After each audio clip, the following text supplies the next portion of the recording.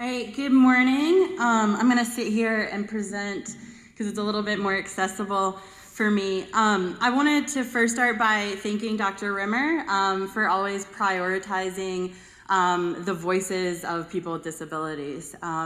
So a little bit of background context. I was asked to share my unique position as a person with disabilities, with my lived experiences, and also as an academic researcher in disability and health. And when I was told I was put in the session with implementation sciences and dissemination, what the theme and what it kept coming back to me was the medical model and kind of the limitations or challenges of that, and what that poses when we think about disability and health research, healthcare, and then implementation sciences. So a little bit of context. I am autistic, I'm epileptic, and I'm a service dog handler, obviously. And the other thing about my identity that's really important that I'm going to talk about today is I am a sociologist, and Ian knows this, sociologists look at the world a little bit differently than most people. We look at why people do what they do, but looking at that in the context not of individual decision making, but in a systemic way, right? So that individual social behavior is not random, it's socially structured at that macro level.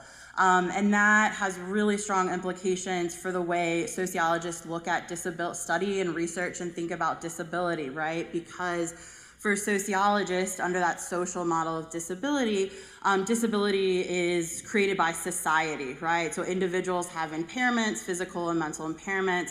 What is disabling is the social structure, right? That is inherent in society and in healthcare and lots of other social institutions. The other thing about sociology that really resonates when I think about implementation sciences is this goal of sociology, what is called praxis. And that is a core component for most schools of thought in sociology, that when you're doing sociological theory and research, that it should be put towards practical action, towards social change.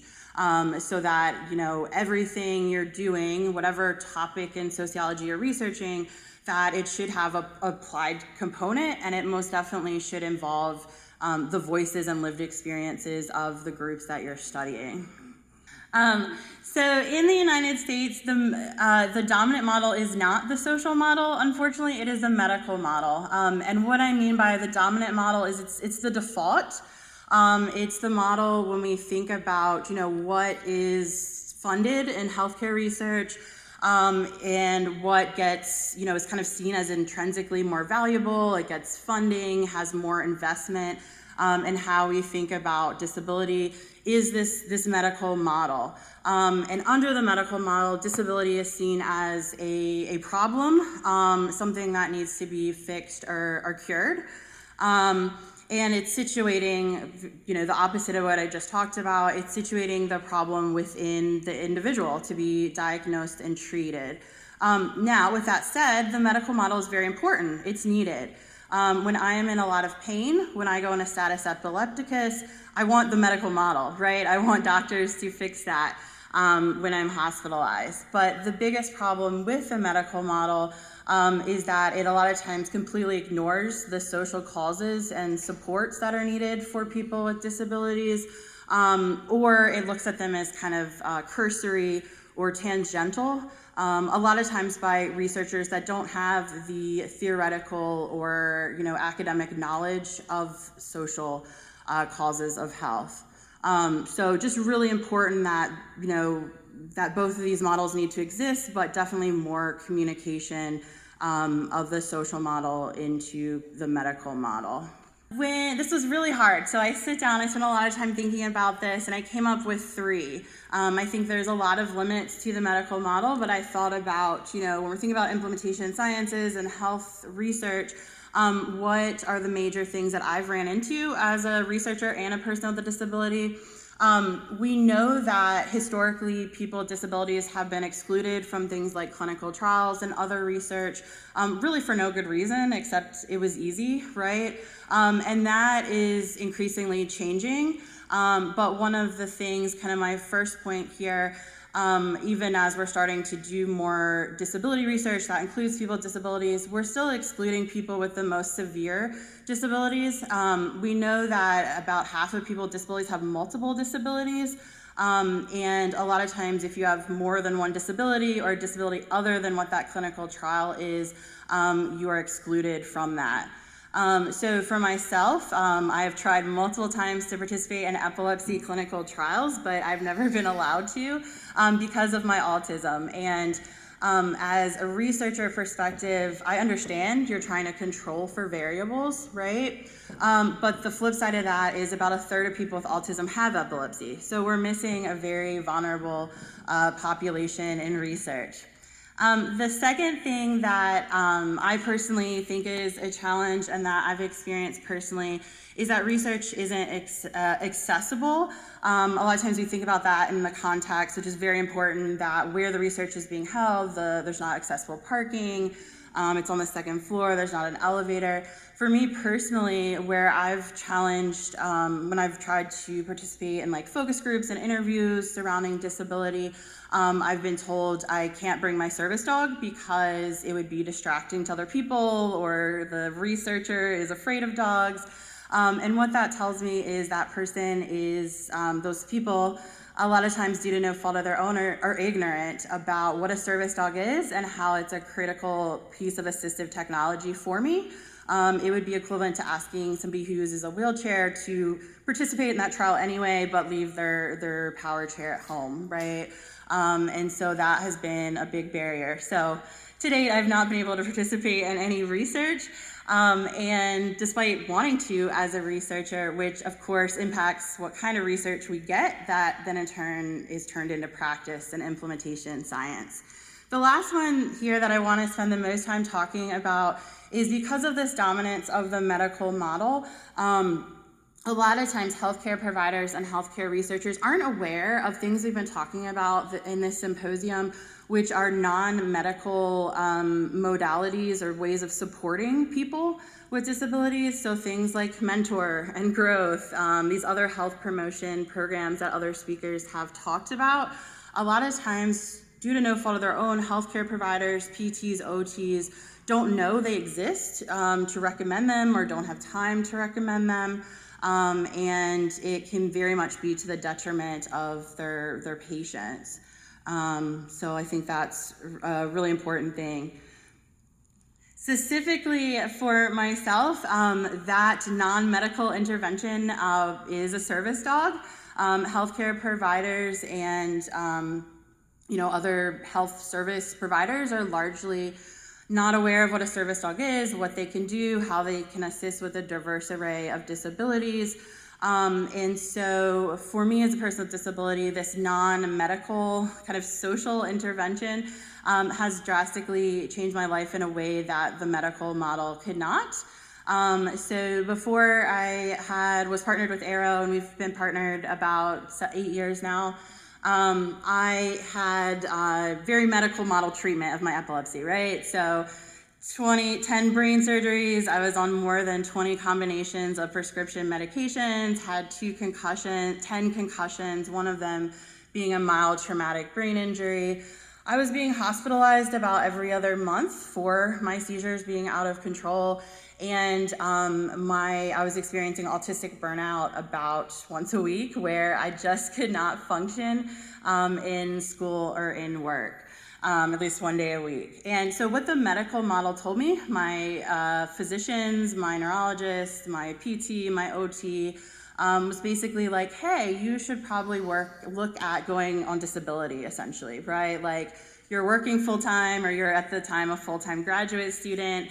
That's too stressful. You would probably have better health insurance, right? We talked about this with Linda yesterday. You'd probably actually have better health insurance if you transitioned, went on disability assistant, Medicaid, Medicare. Fortunately, I'm very stubborn, and that's not what I wanted to do, right? And so haphazardly, not through any of my healthcare providers, I went on this journey to find a service dog, which, yes, I still have seizures, but I have not had a single concussion, which was the thing that was getting really scary for me, because he alerts before I have a seizure. And so I'm able to do a lot of things that would otherwise not be safe, like holding my infant daughter by myself, swimming, showering, bathing, things that, without knowing when a seizure was coming, were incredibly dangerous for myself and for others. So when we are thinking about that, I thought about, my personal experiences, my experiences as a researcher and a hopeful research participant, is that in kind of bold, underline, capitalized, real transdisciplinary work now. I'm not biased at all. I think that research should include more sociologists. A lot of times interdisciplinary research is different health science providers, right? Like Sarah was saying yesterday, it should also include people in the humanities, right? So where it's truly, truly transdisciplinary, not just kind of called that. And of course should include more people with lived experience, most importantly in every stage of research. So there's been, of course, NIH and other big external grant funders have, recently required a person of lived experience statement, and I think that's a great first step, but I think it can still be used in a very tokenized way for researchers.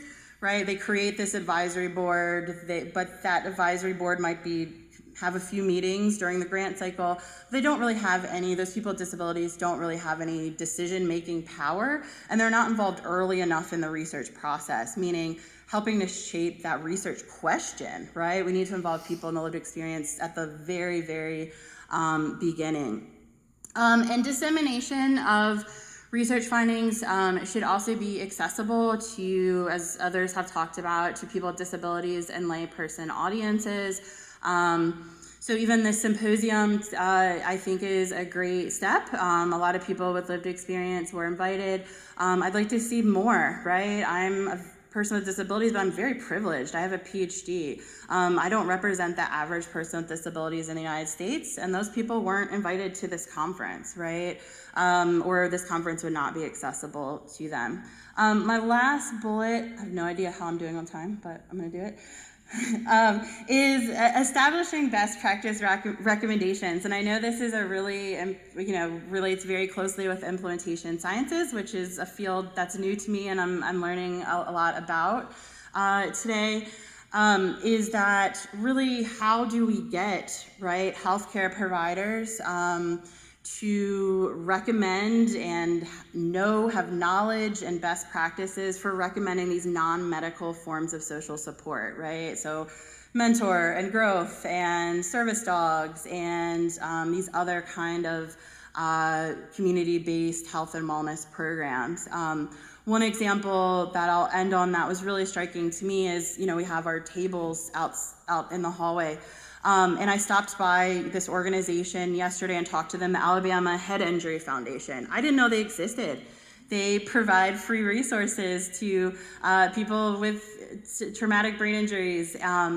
And at no point in my 10 concussions and my TBI did anybody tell me about them, right? My OT, my PT, my healthcare provider. And I don't blame those people, my care team, but I think we need to do a lot better in getting out those best practices and recommendations. And I think to do that, we gotta push back that medical model and acknowledge its limitations a little bit more than we're currently doing.